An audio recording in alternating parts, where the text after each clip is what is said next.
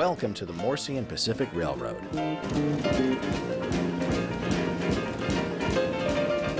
A model railway is just like a real railway.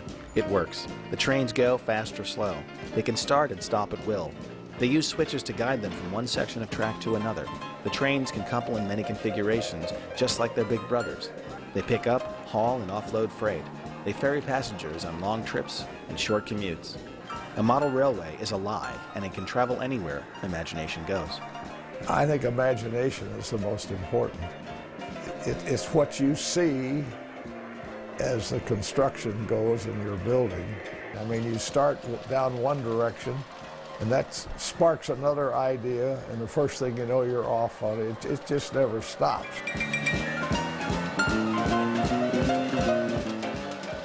You have fun building it and creating the ideas for it. And then it's just fun running the trains and finding different ways and throwing switches in different ways and making different combinations of trains and imagining it's a real railroad and how would they do it.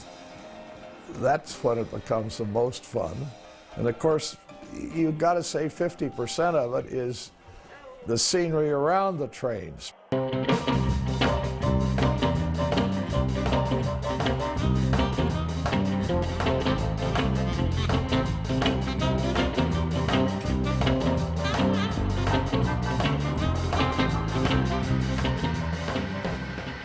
Model makers, painters, and designers came together to create the landscape of the Morsey and Pacific. The trains travel across the country, from New York's Hudson River Valley to California's Central Valley.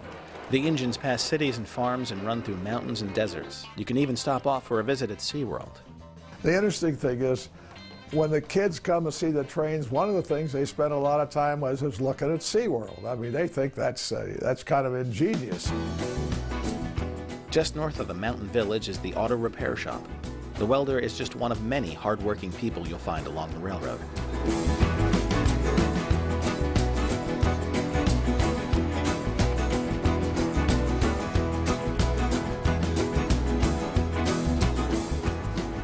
Of course, there's always time to take off and head to the lake.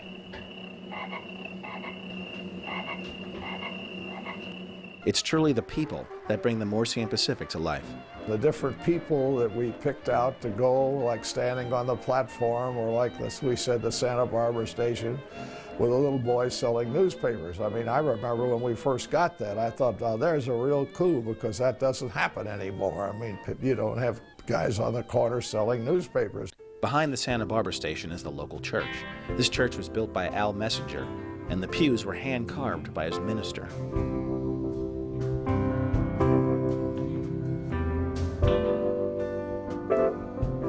The Morsey and Pacific also boasts a collection of historical railroad memorabilia.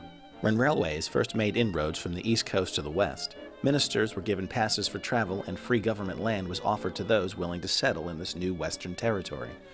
Stock certificates were issued for the railroad companies, and of course, each railway had its own sign depicting its name and route.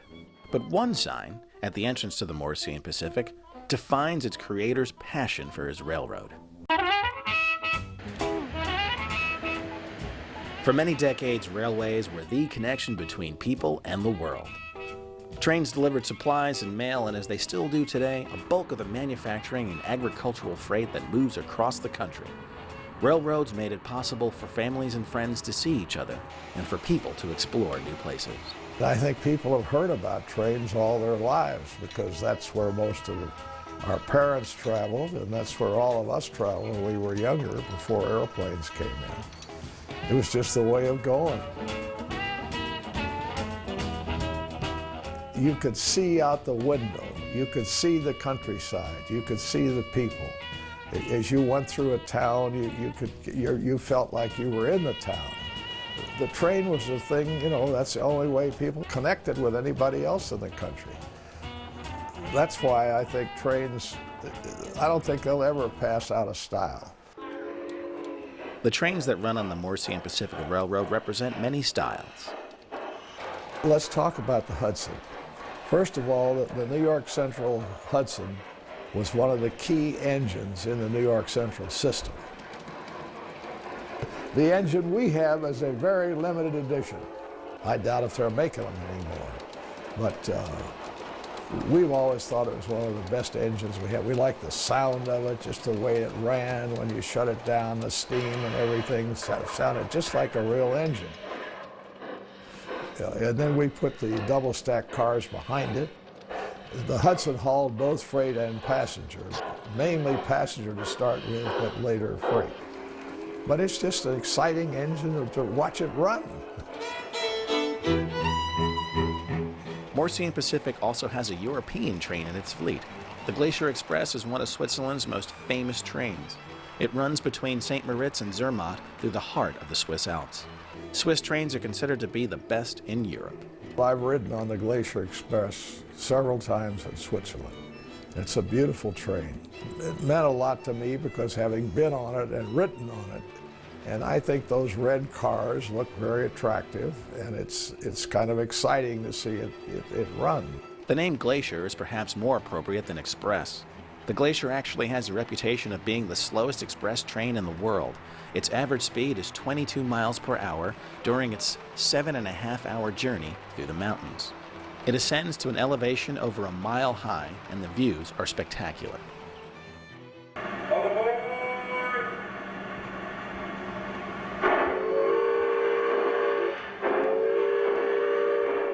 On the West Coast, there's the Daylight, with its distinctive red, orange, and black color scheme.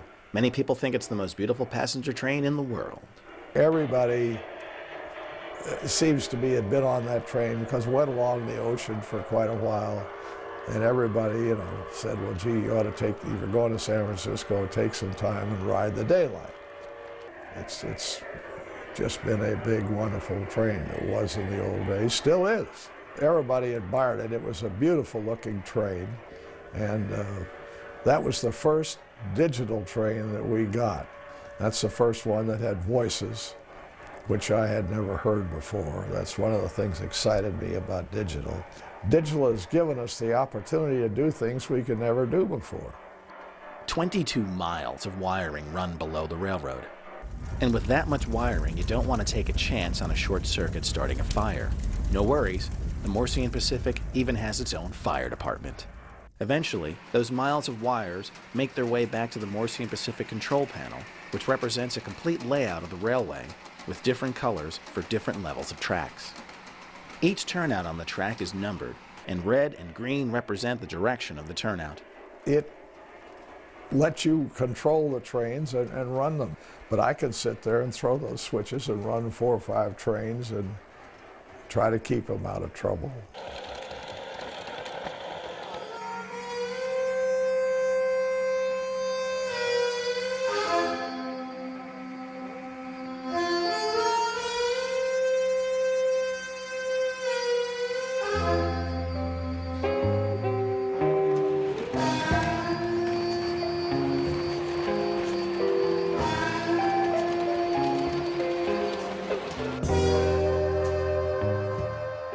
Here's the Morsey and Pacific diesel engine as it makes its way to the refinery. Because of being in the oil and gas business, I wanted to have a model of a refinery. And, these guys came up with a model of the refinery, and we put it over there, and we put some tanker cars in there, and we simulated the operation of the Morsey and Pacific, packing a bunch of oil cars in, picking up some cars that were filled up at the refinery and pulling them away. We now have about 8 pump jacks there going back and forth, just like a regular oil field. And since the price of gold is at an all-time high, why not have a gold mine too?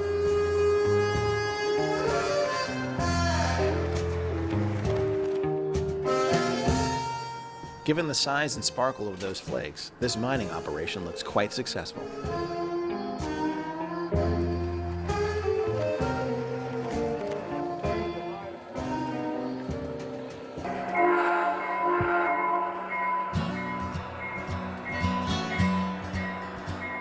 The Santa Fe freight, that's an exact replica of the engine that hauls most of the freight lines on the Santa Fe. Freight trains ruled the tracks. Years ago, passenger trains had the right of way. Today, it's the passenger trains that pull to the side to allow speedy passage for the vast quantities of freight moving across the country. On the Morsey and Pacific Railroad, The Santa Fe freight runs on what's called a reverse loop. A reverse loop train runs on the same track it entered. On a model railway, the power is supplied to the rails. So on the Santa Fe's return trip, the polarity must be reversed in order to prevent an electrical short. Intricate and complex wiring allows the Morsey and Pacific to perform this function automatically.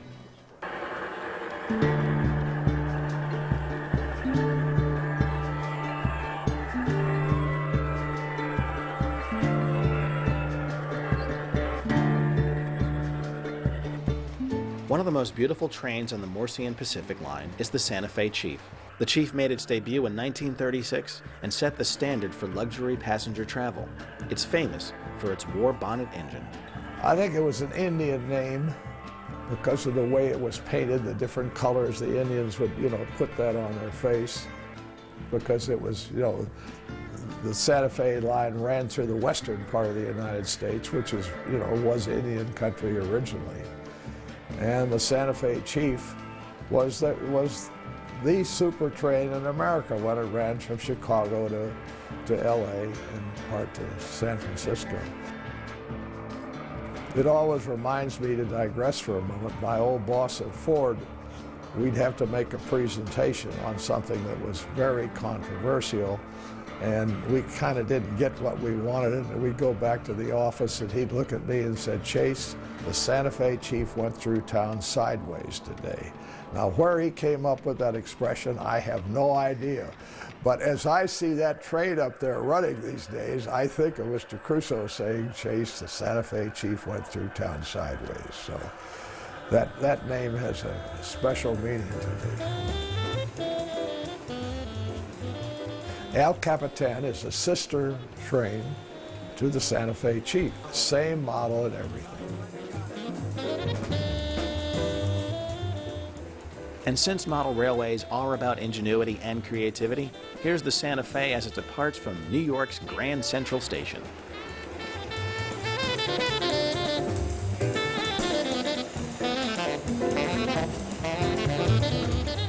When I had got the railroad design pretty well laid out, which was maybe 3 or 4 years ago, somebody told me about this model maker. And I called him up and had him come by, and he used to work for Disney. He said, "I think I can build you a model of Grand Central." And I said, "Gee, that'd be absolutely terrific." And he built this thing and brought it to me, and I thought, my goodness, I think it's the highlight of the whole room up there.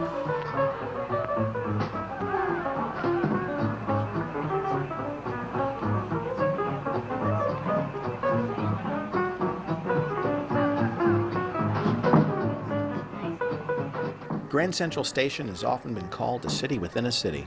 It is. There are many different kinds of people in there hustling. There's some people sitting on benches. There's some people getting ready to buy tickets.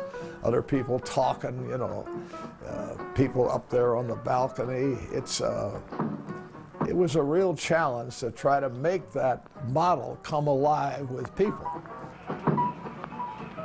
Then we put the lower level in, and we put the 2 elevators down there. Al designed those 2 elevators in the information booth there. It was really something special.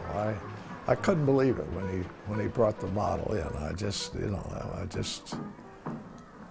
It was just amazing to me. But that's the kind of fun I've had with the railroad. Unexpected things. You run across unexpected people. Just like I ran across Al to convert to digital. I mean, I've just been lucky in that sense of the different people over the 10 years that have worked on the railroad with me. The same designer who built Grand Central also created the buildings in the city center of the Morsey and Pacific. He built the other buildings that we've got, like the bank building and the skyscrapers and the headquarters of Morsey Oil and Gas and the buildings down Main Street. The guy just did beautiful work.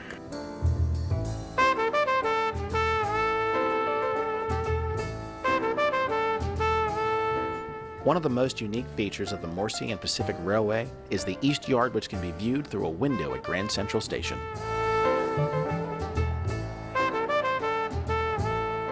Here's the White Pass engine, normally seen on the railways in Alaska, as it backs freight cars in for storage.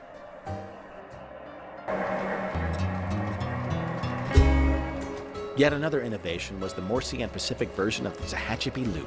We wanted to build an upper level train. It was just an idea I had, maybe why can't we run a train along up the wall up there? Well, how are we going to get from here up to there? Because it would be too steep.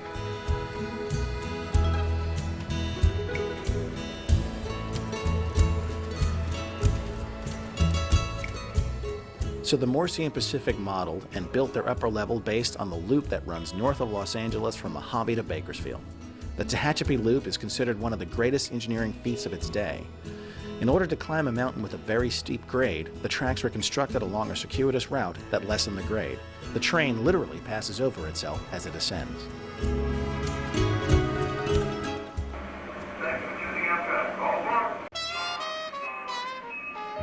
This Amtrak commuter train runs on an elevated track. This again, the only I can tell you is imagination. We had our city pretty well built, and I was thinking of how can we get some more trains. And of course, having lived in New York for a while, the elevated train, and of course I've been in Chicago, they have elevated trains, and I said, well, why can't we have an elevated train? It's an idea of a different way of having a train. It gave us a chance to have a station and a platform with people and an elevator, you know, going up and down from the upper to the lower. And of course, Santa Barbara station doesn't have an elevated train, but that doesn't bother us. I mean, that's just something in our imagination that we wanted to build.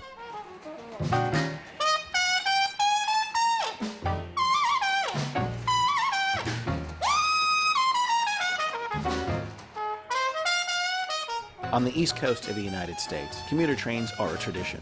Morsey and Pacific also runs the Genesis, a high-speed Amtrak, the fastest of all commuter trains. That's the line that ran from Boston to New York to Philadelphia to Washington with very few intermediate stops. That train cut the travel time quite a bit. Those cars are specially built cars. They're beautiful cars, and they look very pretty, those cars. And I love the engines. The engines are not like a normal diesel engine or anything. They look like a high-speed train when you look at the engines.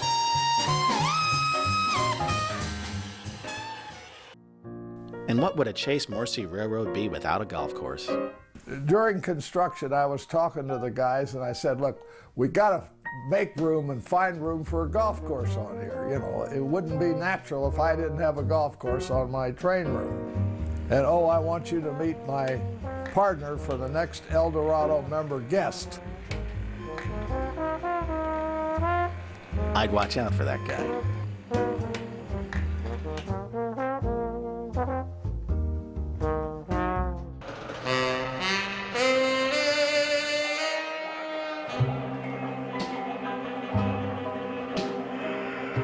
At night, you used to be able to hear a train in the distance with a whistle blowing. It was kind of an eerie feeling, but it was comforting at the same time to know that the train was out there. People always seem to love trains.